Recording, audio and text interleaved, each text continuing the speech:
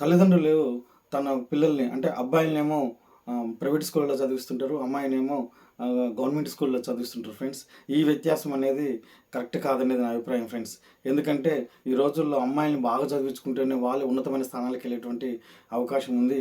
అంతకైతే మనం అమ్మాయిల యొక్క బాగోగు, అమ్మాయి యొక్క అభివృద్ధిని, అమ్మాయి యొక్క ఉన్నతమైన స్థానాలకు చేరాలని మనకు ఆ ఆశయం మనకుంటే ఖచ్చితంగా అమ్మాయిని ప్రైవేట్ స్కూల్లో చదివియాలి, అబ్బాయిని మనం గవర్నమెంట్ స్కూల్లో చదివించి చేస్తే బాగుంటుంది అనేది నా యొక్క అభిప్రాయం ఫ్రెండ్స్.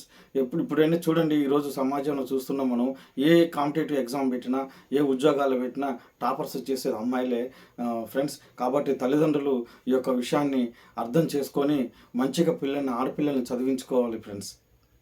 ఫ్రెండ్స్, మనం ఆడపిల్లల్ని చదివించుకున్నామంటే మనం వేలు లక్షలు కోట్ల రూపాయలు వరకట్నం ఇచ్చి మనం పెళ్లి చేయాల్సిన అవసరం లేదు ఫ్రెండ్స్. ఈ విషయం అనేది ప్రతి తల్లిదండ్రులు కూడా గమనించాల్సినటువంటి అంశం.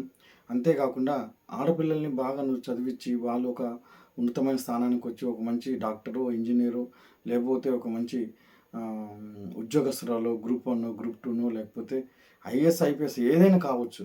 అమ్మాయి ఒక ఉద్యోగం చేస్తుందనంటే ఖచ్చితంగా అమ్మాయిని కట్నాలు లేకుండా చేసుకునేటువంటి అవకాశం ఉంటుంది.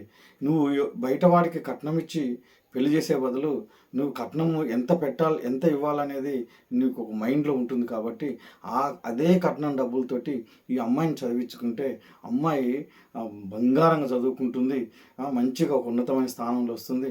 అప్పుడు తల్లిదండ్రులకు కూడా మంచి ఉపయోగకరంగా ఉంటుంది కదా ఫ్రెండ్స్.